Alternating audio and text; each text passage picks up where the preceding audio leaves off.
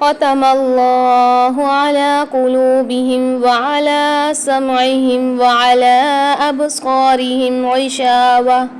غشاوۃ ولہم عذاب عظیم۔ اب سب سے پہلے دیکھیے ختم اللہ میں لام کے اوپر کھڑا زبر آ رہا ہے تو اس کو ہم کھینچ کے پڑھیں گے۔ علی قلوبہم میں بھی لام کے اوپر کھڑا زبر آ رہا ہے، علی کو کھینچ کے پڑھیں گے، ایک الف کی مقدار۔ قلوبہم میں دیکھیے واو مدہ آ رہی ہے تو لام کو ہم ایک الف کی مقدار کھینچ کے پڑھیں گے، قلوبہم۔ وعلی لام کے اوپر کھڑا زبر آ رہا ہے پھر دوبارہ سے، تو یہاں پر بھی ایک الف کی مقدار کھینچ کے پڑھیں گے۔ سمعہم، جیسے میں نے آپ کو بتایا تھا کہ میم کے اندر غنّے کی ہمس ہوتی ہے تو یہاں پر ہم سمعہم میں غنّہ کریں گے، سمعہم۔ وعلی لام کے اوپر مد بھی آ رہی چھوٹی والی اور کھڑا زبر بھی آ رہا ہے، اس کو ہم 4 الف کی مقدار کھینچ کے پڑھیں گے، 3 الف کی مقدار مد کو اور 1 الف کی مقدار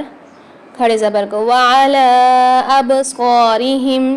ابصارہم میں با میں قلقلہ ہوگا، قلقلہ والے میں نے آپ کو حرف لکھوائے تو دوبارہ لکھ لیجئے، قاف طا با جیم دال، یہ جب آتے ہیں کہیں پر بھی حرف اور ان کے اوپر جزم سکون یا ساکن آ جائے تو وہاں پر ہم قلقلہ کر کے پڑھتے ہیں، یعنی ڈبل آواز نکالتے ہیں، پلٹ کر آواز آتی ہے۔ ابصارہم میم کے اندر غنّہ ہوگا تھوڑا سا، غشاوۃ ولہم، یہاں پر دیکھیے 2 پیش کی تنوین کے بعد واو آ رہا ہے تو یہاں پر ہم واو کے ساتھ ملا کے پڑھیں گے، اس کا بھی میں آپ کو قاعدہ لکھوا دیتی ہوں، لکھ لیجئے نوٹ بک میں اپنے پاس۔ یہاں پر قاعدہ ہوگا ادغام مال غنّہ کا، نون ساکن یا تنوین کے بعد اگر یا نون میم واو اور ان پر تشدید ہو، ان میں سے کوئی حرف آ جائے تو وہاں پر ہم غنّے کے ساتھ ادغام کر کے پڑھتے ہیں، ٹھیک ہے، جیسے غشاوۃ ولہم عذاب عظیم، 2 پیش کی تنوین کے بعد عذاب عظیم میں دیکھیے 2 پیش کی تنوین کے بعد اظہار حلقی اعلیٰ یہاں پر قاعدہ ہو رہا ہے، حمزہ عین ہا غین خا میں سے عین آ رہا ہے تو یہاں پر ہم اظہار کر کے پڑھیں گے، غنّہ نہیں کریں گے، عذاب عظیم۔ اب میرے ساتھ پڑھیے، ختم اللہ علی قلوبہم وعلی سمعہم وعلی ابصارہم غشاوۃ ولہم عذاب عظیم۔ ختم اللہ علی قلوبہم وعلی سمعہم وعلی ابصارہم غشاوۃ ولہم عذاب عظیم۔ ختم اللہ علی قلوبہم وعلی سمعہم وعلی ابصارہم غشاوۃ ولہم عذاب عظیم۔ اب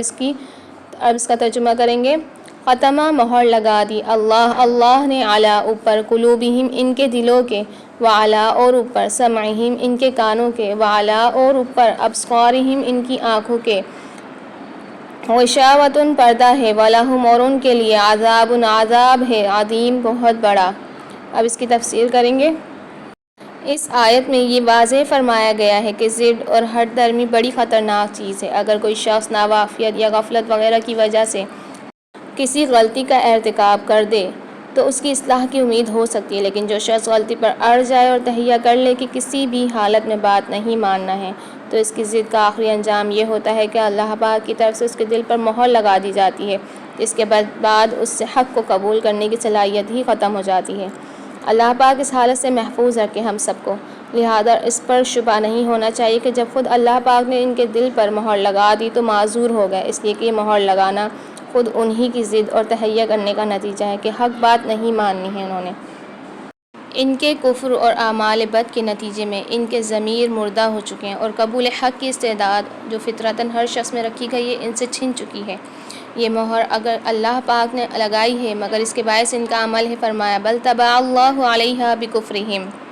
یہ سورہ نساء کی آیت نمبر 155 ہے، بلکہ اللہ نے ان پر ان کے کفر کی وجہ سے مہر کر دی۔ رسول اللہ صلی اللہ علیہ وسلم نے فرمایا جب بندہ کوئی گناہ کرتا ہے تو اس کے دل پر ایک سیاہ نقطہ لگا دیا جاتا ہے، پھر جب وہ باز آ جائے، استغفار کرے، توبہ کرے تو اس کا دل چمک جاتا ہے، اور اگر دوبارہ گناہ کرے تو نقطہ بڑھا دیا جاتا ہے یہاں تک کہ اس کے دل پر چھا جاتا ہے۔ یہی وہ زنگ ہے جو اللہ نے ذکر فرمایا ہے، کلا بل ران علی قلوبہم ما کانوا یکسبون، ہرگز نہیں بلکہ زنگ بن کر چھا گیا ہے ان کے دلوں پر جو وہ کماتے ہیں۔ ختم اللہ علی قلوبہم وعلی سمعہم وعلی ابصارہم غشاوۃ ولہم عذاب عظیم۔ ختم کا مفہوم ختم اللہ ختم کے معنی عربی زبان میں موم یا مٹی یا کسی اسی طرح کی چیز پر ٹھپا لگانے کے ہیں۔ یہیں سے یہ لفظ خط پر مہر لگانے اور کسی چیز کے منہ کو اس طرح بند کر دینے کے لیے استعمال ہونے لگا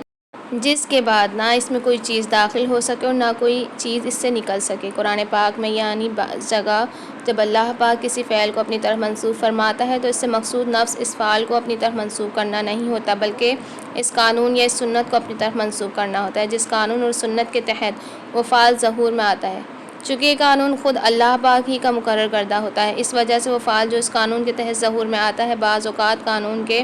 بنانے والے کی طرف منسوب کر دیا جاتا ہے۔ تعبیر کا مطلب یہ اسلوب کم و بیش ہر زبان میں پایا جاتا ہے۔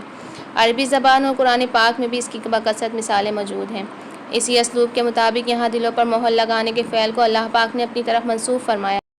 لیکن مقصد اس سے اس سنت اللہ کی اپنی طرف نسبت ہے جو اس نے ہدایت دلالت کے لیے جاری کر رکھی ہے اور جس کے تحت دلوں پر مہر کرنے کا یہ فعل واقع ہوتا ہے۔ رہا یہ سوال کہ یہ سنت اللہ کیا ہے تو اس کی وضاحت انشاءاللہ ہم آگے کریں گے۔ علی سمعہم ممکن ہے کسی کے ذہن میں سوال پیدا ہو کہ یہاں سمع کا لفظ واحد کیوں استعمال ہوا ہے جبکہ قلوب و ابصار کے الفاظ استعمال ہوئے ہیں۔ کلام کی اہمگی کی تقاضا تو یہ تھا کہ یہ بھی جمع یعنی اسماء استعمال ہوتا۔ میرے نزدیک اس کا یہ جواب یہ ہے کہ اس چیز کا تعلق اہل زبان کے طریقے استعمال سے ہے۔ قرآن میں یہ لفظ کم و بیش 20-22 مقامات میں استعمال ہوا اور اکثر جگہ قلوب افئدۃ اور ابصار کے ساتھ استعمال ہوا ہے، لیکن ہر جگہ واحد ہی کی شکل میں استعمال ہوا ہے، اور اکثر جگہ قلوب افئدۃ اور ابصار کے ساتھ استعمال ہوا ہے لیکن ہر جگہ واحد ہی کی شکل میں استعمال ہوا ہے، کہیں بھی جمع کی شکل میں استعمال نہیں ہوا ہے۔ ظاہر ہے کہ قرآن پاک زبان کے لحاظ سے بھی ایک معیاری چیز ہے، اس وجہ سے ماننا پڑے گا کہ فصحائے عرب اس سیاق میں اس الفاظ کو اسی طرح استعمال کرتے رہے ہیں۔ ختم علی قلوبہم کی حقیقت اور اس کے بارے میں قانون الہی یہاں جس ختم قلوب کا ذکر ہے اس کے بارے میں وہ دو باتیں اچھی طرح سمجھ لینی چاہیے۔ ایک یہ کہ اس ختم سے مراد ختم ظاہری نہیں ہے بلکہ ختم معنوی ہے۔ جہاں تک ظاہری چیزوں کے دیکھنے سننے اور سمجھنے کا تعلق ہے یہ لوگ ان کو دیکھتے سنتے اور سمجھتے تھے، لیکن اس مشرب کے لوگ اپنے سمجھ بوجھ کی تمام قوتیں اور صلاحیتیں دنیا کے ظواہر اور محسوسات ہی تک محدود رکھتے ہیں۔ جیسے ہم بہت سے لوگوں کو بدعات اور شرک سے روکنے کی کوشش کرتے ہیں لیکن وہ نہیں سنتے ہیں اور نہ سمجھنے کی کوشش کرتے ہیں۔ اللہ ایسے لوگوں کو ہدایت سے نوازے اور ان کے کانوں پر جو مہر لگی ہوئی ہے، ان کے جو دلوں پر مہر لگی ہوئی ہے اس کو دور کر دے، آمین۔